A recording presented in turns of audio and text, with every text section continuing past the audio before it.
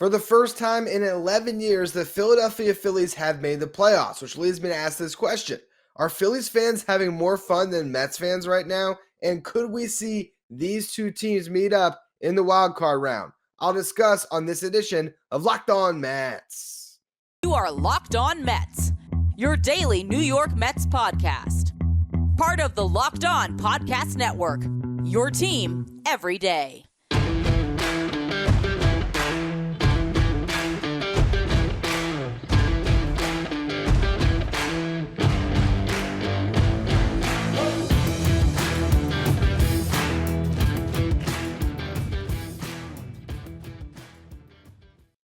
Hello to all you amazing Mets fans. You're watching Locked On Mets, part of the Locked On Podcast Network, your team every day.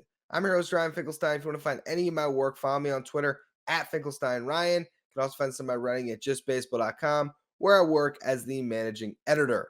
Today's episode of Locked On Mets is sponsored by Simply Safe Home Security with Fast Protect technology exclusively from Simply Safe. 24/7 monitoring agents capture evidence to accurately verify a threat for a faster police response. There's no safe like Simply Safe. Visit simplysafe.com/lockedonmlb to learn more. Now, I'm recording this show at 11:30 a.m. on Tuesday before the Mets play a doubleheader against the Nationals. That could be significant. It could be insignificant. We still don't know. The Braves lost last night. And now you're in this position that you're rooting for the Braves to get swept and for the Mets to sweep to win the division, but that's not likely. So I'm recording this show at 11:30 in the morning, and I'm scheduling it on YouTube to post at about 7 because I'm thinking around then either the Mets will have played their first game and already lost and eliminated themselves. Maybe the rain continues to cry on Citi Field for what was just a terrible weekend of baseball, and it's washed away until Wednesday, and we're just basically watching Braves baseball to see if they eliminate the Mets from contention in the NL East, and if these games are even worth playing at all. We don't know. And so I figured, why don't I record a show and then just let the games play out? If the Mets do something remarkable, maybe I will record an additional show that I'll put on YouTube, or I'll add a segment to this for the podcast audience to talk about the scenarios if there is meaningful baseball set to be played on the final day of the regular season. But if not, why not get out ahead of my work? Because what else do we have to root for? Now, Jeff McNeil winning a batting title is awesome, and that's something to be excited about. That's something that I will still tune in to watch these games. But is that enough until he does it to do a whole podcast? Probably not. And instead, last night, I'm sitting there watching the Phillies have a champagne shower. They're celebrating. They clinched the playoffs for the first time in 11 years. And it led me to ask the question, are the Phillies fans having more fun than the Mets fans right now? Because the expectations are different. The Mets were expected to win this division. So when they clinch a wild card berth, ending a little playoff drought for the Mets, where we should have been celebrating as if we were just into the playoffs for the first time in years, because this was the first time Mets fans got to enjoy playoff baseball in years. I've been hosting this show since the 2019 season. This is the first year where I'm able to cover a playoff team. But expectations were higher, $300 million payroll. You're not supposed to celebrate that stuff. So it's almost like the Mets are too cool to really embrace the moment. And we tried to, but I can't go back to 2 weeks ago when the Mets clinched in Milwaukee and revisit that moment now and say, oh yeah, that was the moment that we should have been celebrating. Because at the time it felt insignificant because there was a bigger thing at hand. And now the division is off the table, or nearly off the table. And it leads me to think, will the Mets get to celebrate this year? And I certainly hope that if they win against the San Diego Padres or the Philadelphia Phillies in the next round, we will get to see all the guys in a locker room dumping champagne on each other, celebrating what has been a great season. But currently, you're left with this empty feeling about where the Mets are heading into the playoffs, and that's not fair to the team that has worked so hard and has had such a better season than the Phillies. And what's crazy to me is I got to watch Connor Thomas, excuse me. Was it Rob Thompson is the manager? Connor Thomas, the host of Locked On Phillies. I got to watch him celebrate what happened last night as the Phillies clinched the playoffs. And excuse the video reformatting a little bit on Restream. You can go to his Twitter and find it on the cell phone angle. But if you're watching on YouTube, here it is. Here's Connor celebrating the Phillies making the playoffs. That's right, ladies and gentlemen. The Philadelphia Phillies, after 11 years, are going back to the postseason. It took so long. I was in high school. I couldn't drink back then, but we're drinking now. Woo! Red October! Yes! Red October, that's right! Woo! Let's go, Phillies! Aaron Nola, unbelievable. Kyle Schwarber, unbelievable. All of them. That tastes so good. We'll see you in Red October, ladies and gentlemen. The Philadelphia Phillies have absolutely done it. Oh. Whew. Now I gotta take a shower. We'll talk to you tomorrow on Locked On Phillies. There you have it. And when I watched that video last night, I couldn't help but think about another video that I shared on Twitter many times this year. I made it after a game on May 5th where the Mets and the Phillies squared off. Phillies were winning 7-1 heading into the ninth inning, and the Mets piled on 7 runs to stun the Phillies in Philadelphia.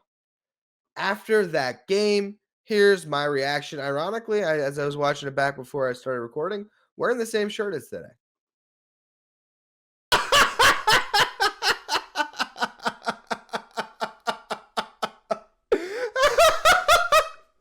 Oh, man. Imagine if you're a Philly fan.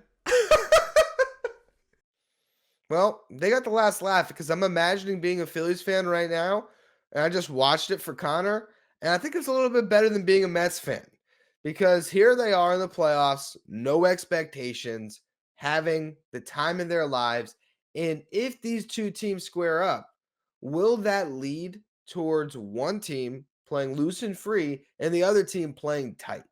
That's what I want to explore in the next segment. If we get Phillies Mets, who's going to have more fun in that series as fans, and which team will come out on top? Should the Mets want to play the Phillies, or should they be pushing, or I mean, obviously it's not up to them, but should they be more content getting to play the San Diego Padres? We'll discuss. Before we get into that, the numbers don't lie. In the last decade, over 4 million people have chosen Simply Safe Home Security to protect their homes. You don't earn the trust of that many people without doing something right. And at Simply Safe, your safety is the only thing that matters. And I know personally because I actually use Simply Safe in my own home. They protect you with cutting-edge security technology powered by 24/7 professional monitoring agents who always have your back. With 24/7 monitoring, Simply Safe's agents call you the moment a threat is detected. They dispatch police or first responders in an emergency, even if you're not home or can't be reached. Simply Safe blankets your home with protection with advanced sensors for every room, window, and door,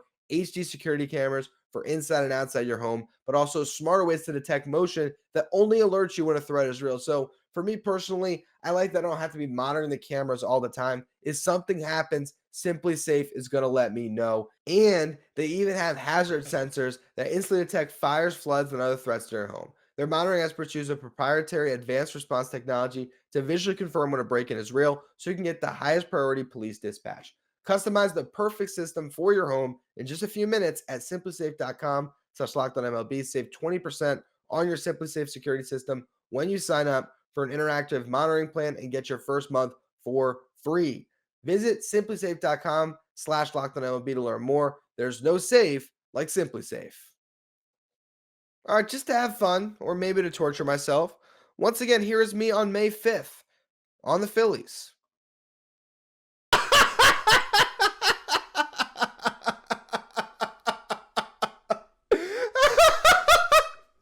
Oh, man. Imagine if you're a Philly fan. All right, now here's Connor Thomas 5 months later. That's right, ladies and gentlemen. The Philadelphia Phillies, after 11 years, are going back to the postseason. It took so long. I was in high school.